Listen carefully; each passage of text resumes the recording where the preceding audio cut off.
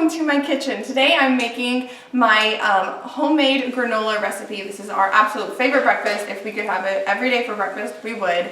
We like to top it with raisins or eat it plain or top it with blueberries and bananas.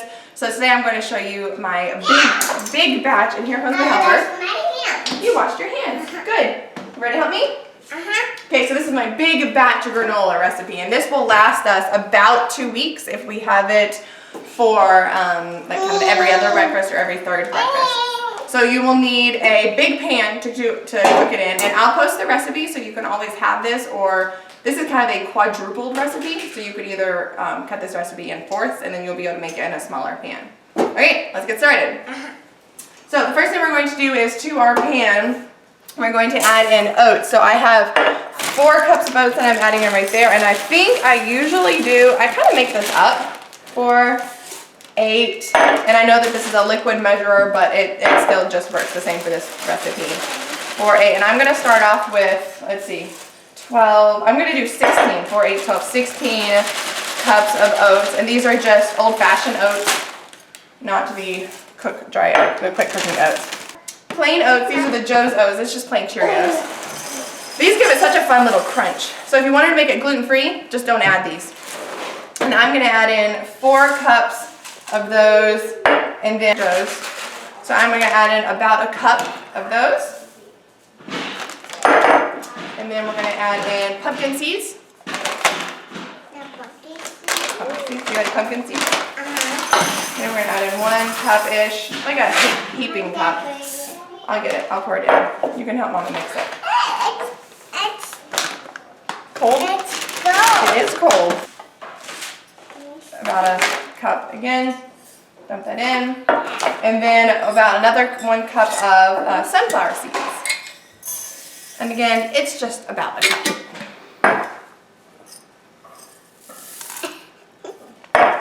And then this part is optional. If you want it a little bit more sweet, you can add this. This is just coconut sugar. So I'm going to add about a cup or so of coconut sugar. I've made it with coconut sugar or without, and it doesn't change the flavor a ton, except just make it a little bit more sweet. Do you want to get a spoon and start stirring it for Mommy? And at the very end, you're not going to add this now, but at the very end, you're going to add about a cup or so of chia seeds.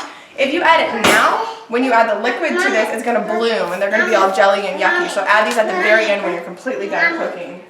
You ready to stir it? Okay, add these at the very end. So now I'm going to add in cinnamon, and I do not measure this, so it's probably about 2 tablespoons of cinnamon. Here, watch your fingers. Watch this. So just a very generous helping of cinnamon. So I actually just added about like half of that of cinnamon. Okay, and then that is all the dry ingredients. So we're going to stir it up, just like so. You're going to toss that together very gently. It's very full.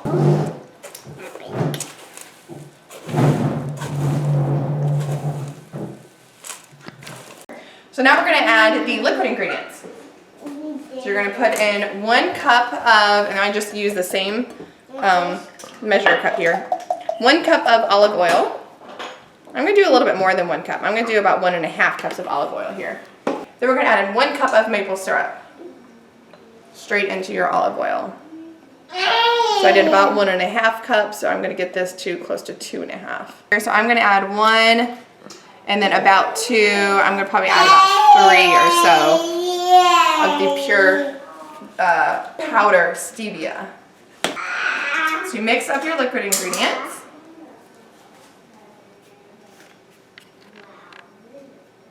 And then, after you've mixed your liquid ingredients, you're going to pour them right on top. Does that look yummy? Okay, get it all out there. Okay, and then you're going to toss this together and get it all incorporated. And spend a lot of time on this. You want to make sure that every bit of the oats is wet, or else it will not toast. So if you have dry patches like that, you need to keep on mixing. So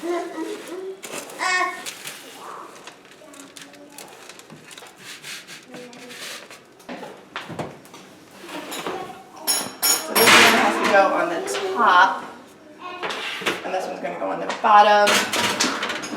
Push that one all the way back, turn that one forward. So our first timer we're going to set, let's do it for about 15 minutes, and then we'll check it after that. And then we're gonna come back and we're gonna stir it. Okay, so the timer's just beeped. We're gonna check them here. Okay, so we've just taken these out, and you can already tell they're starting to get kind of toasty.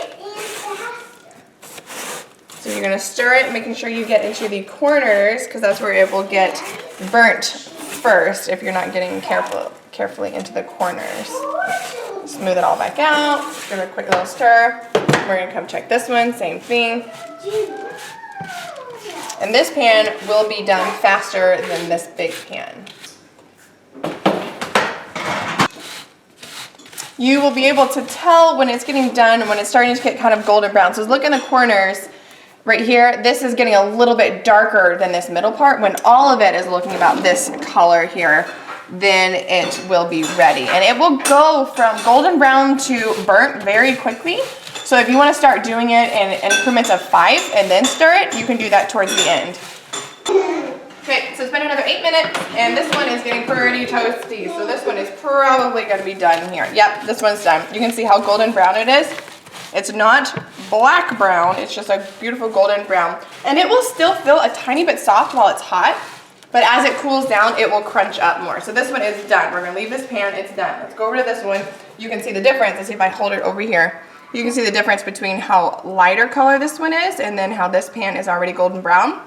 This one's not ready yet. You can tell it still feels soft. If you go to this one feels crunchy. So this one's gonna go back in for, we'll do another, I don't know, 10, 15 minutes, because this one's so far from being done, it's not gonna burn anytime soon.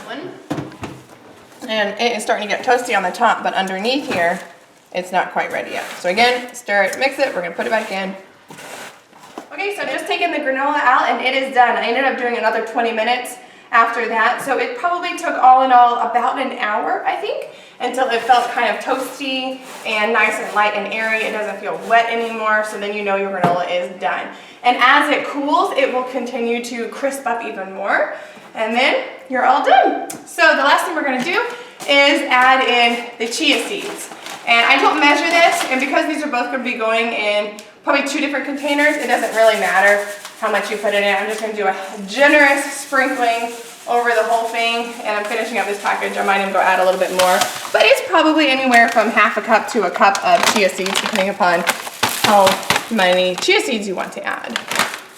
Okay, and then we'll just stir all that up, and then I let it sit on the counter and cool until it's completely cool, and then you're gonna put it in your storage containers. So that is our favorite granola recipe. I hope you get to try it. Top it with blueberries or bananas or raisins or eat it plain. It's divine. It has a really mapley, cinnamony flavor. So yeah, hope you get to try it. Bye!